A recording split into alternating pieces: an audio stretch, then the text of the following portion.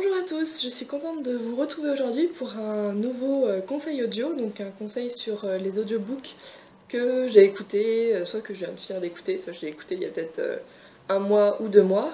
Donc voilà, je suis contente de faire ce nouveau rendez-vous avec vous. Et donc cette vidéo, contrairement à la première, va être découpée en 3 parties. Donc je vais commencer par un résumé de l'audiobook, ou du livre, hein, puisque c'est le même résumé au final. Une critique de l'histoire et enfin une critique de l'audiobook en lui-même.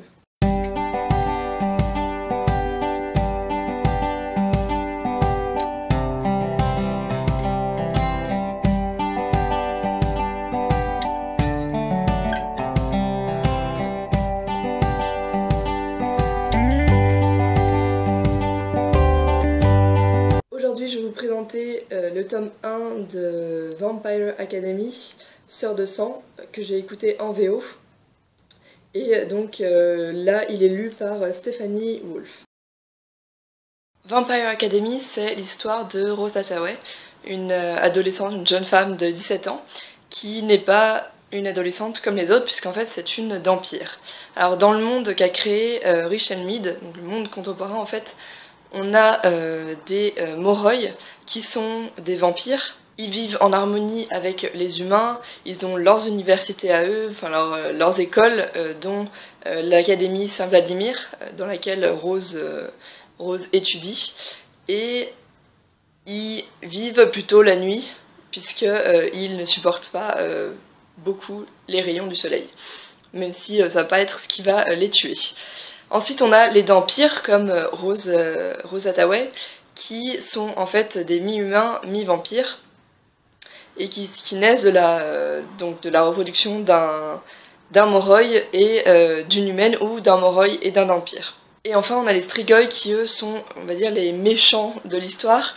Ce sont des vampires, des Moroi ou des vampires qui ont été soit transformés de force, soit qui se sont transformés eux-mêmes, et qui attaquent les humains, qui attaquent les autres Moroi, puisqu'ils se nourrissent du sang des Moroi. En fait, ce sont surtout les vampires qui vont donc combattre les Strigoi, puisque les vampires ont comme pour plus grande vocation de devenir les gardiens des Moroi pour les protéger des Strigoi.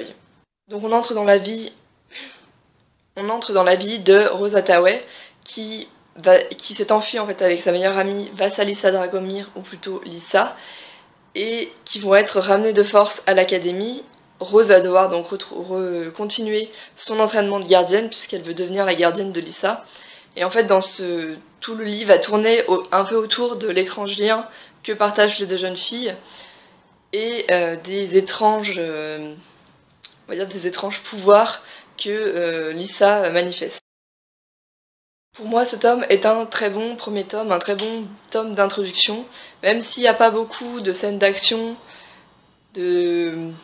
d'aventure, ça reste un tome assez psychologique, puisque tout tourne autour de l'étrange lien que partagent les deux jeunes femmes, des étranges pouvoirs de Lissa, et un peu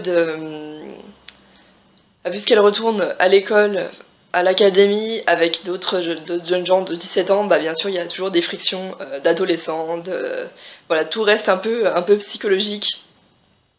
Mais pour moi ça reste un très bon tome qui nous présente bien tout l'univers de Richard Mead et ses différents personnages.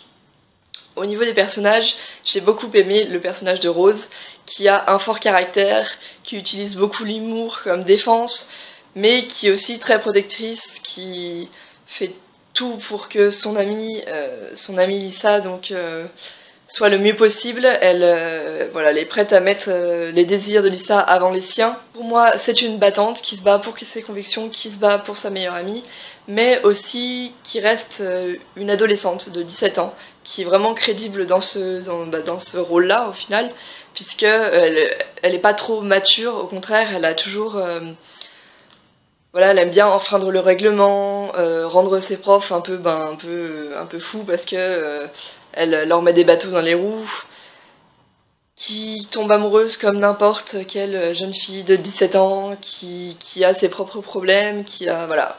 Pour moi, on voit qu'elle n'a pas grandi trop vite, que ça reste toujours une jeune fille, une jeune adolescente, malgré le rôle de gardienne qu'elle va devoir tenir auprès de Lissa, et qu'elle a déjà un peu tenu lorsqu'elles étaient en vadrouille toutes les deux. Ensuite, on a le personnage de Dimitri, donc en fait ça va être le mentor de Rose, puisque quand elle revient de l'académie, la directrice veut d'abord lui dire, la renvoyer de l'école, et Dimitri s'oppose et lui dit voilà, qu'elle a un potentiel, que le lien qu'elle partage avec Lisa est important, et donc il va lui donner des cours plusieurs fois par semaine pour qu'elle rattrape tous les cours qu'elle a manqués depuis que les deux jeunes femmes sont parties. Et voilà, c'est un personnage au premier abord qu'on pourrait trouver froid, dur, mais on découvre un petit peu des autres facettes de sa personnalité. Voilà, on le découvre lui aussi protecteur, mais très droit moralement. Il a des principes, il les respecte du mieux qu'il peut. Il met pas ses désirs en premier, bien qu'on voit qu'il en a, que c'est pas juste un cœur de pierre, qu'il tient à Rose plus qu'il ne devrait, et voilà, un personnage que j'ai bien aimé découvrir dans ce livre et que je peux vous le dire parce que j'ai lu le reste de la série, même si l'audiobook j'ai écouté pour le moment que le premier, qui va me faire vibrer dans tous les autres tomes qu'on va découvrir au fur et à mesure, et voilà, un personnage auquel je me suis vraiment attachée. Les autres personnages, puisqu'en fait il y en a beaucoup dans cette série et pas beaucoup aussi de principaux, sont tout autant intéressants. On a plusieurs personnalités, bien que pour certains on a quelques stéréotypes. Pour le premier tome, on a le stéréotype de la petite peste, le stéréotype de celui qui est rejeté par le reste du groupe, mais chacun apporte quelque chose à l'histoire et surtout à la suite. Ils vont chacun avoir un rôle important, tout autant important les uns que les autres, et bien que dans le premier tome on trouve qu'il y a beaucoup de stéréotypes, dans les autres tomes ça va changer. On va découvrir pareil, d'autres facettes de leur personnalité qui les rendent moins plats, voilà, toi t'es la petite peste, toi t'es le rejeté. Pour finir l'histoire, on sent que le monde qu'a créé l'auteur est vaste mais complet.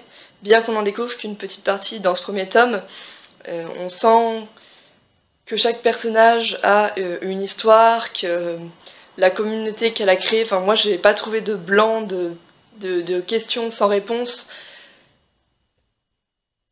Et on sent toute la complexité en fait qu'il va avoir autour de cette saga, que c'est pas seulement une histoire d'amour, pas seulement une histoire de vampire.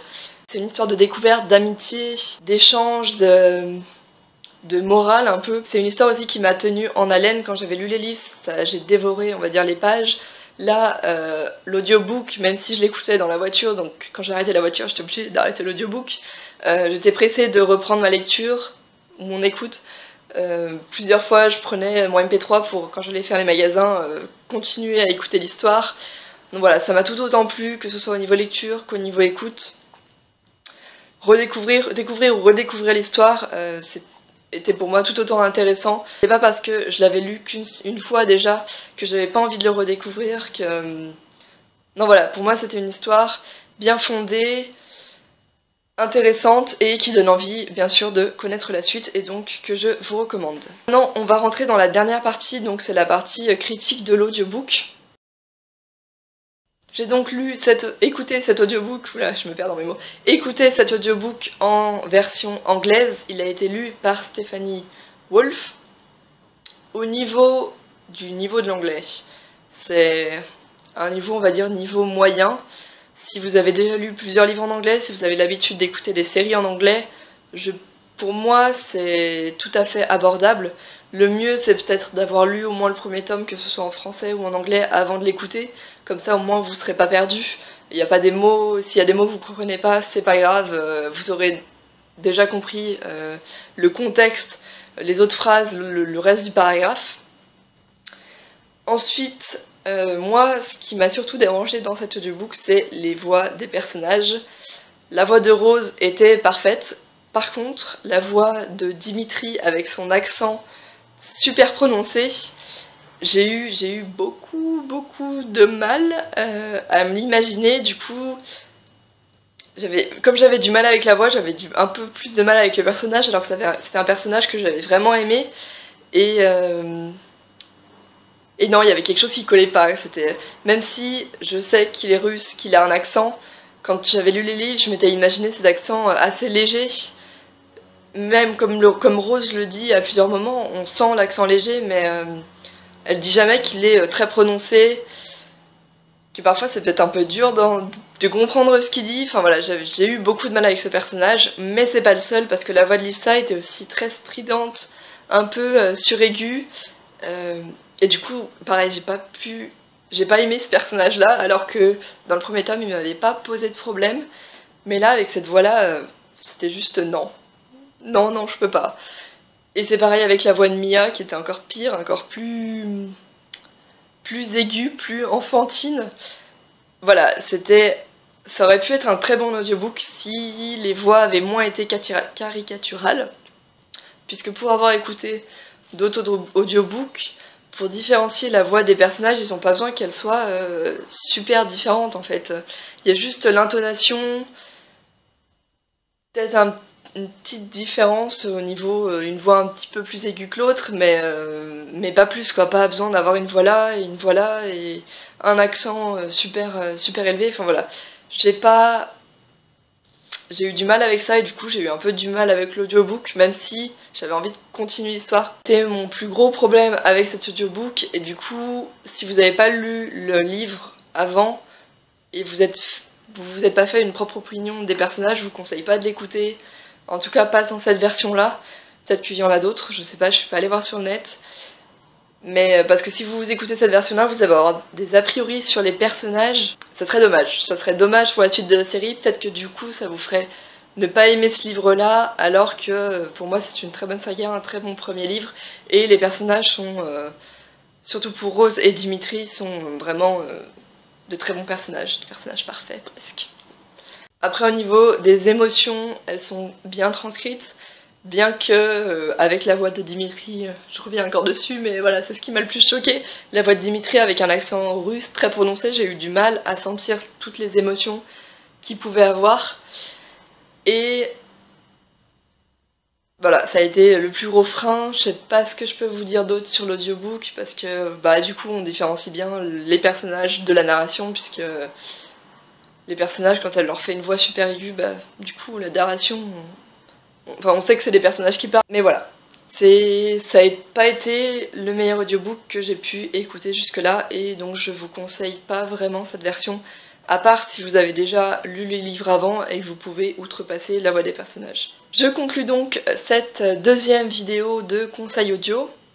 N'hésitez pas à me laisser en commentaire toutes les réactions que vous pouvez avoir sur cette vidéo, que ce soit sur la vidéo en elle-même, heureusement j'ai eu du soleil aujourd'hui, c'était pas mal, ou sur la critique que j'ai pu faire de l'audiobook ou de l'histoire. Est-ce que vous avez déjà écouté cet audiobook? Qu'est-ce que vous en avez pensé?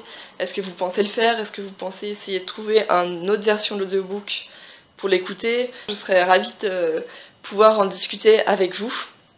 Donc n'hésitez pas, je vous mettrai aussi le lien vers l'audiobook que j'ai acheté sur Audible et sur le lien vers la première vidéo que j'ai fait qui présente donc mes conseils audio, comment j'ai commencé à écouter des audiobooks, etc. etc. Merci d'avoir regardé cette vidéo et puis à bientôt!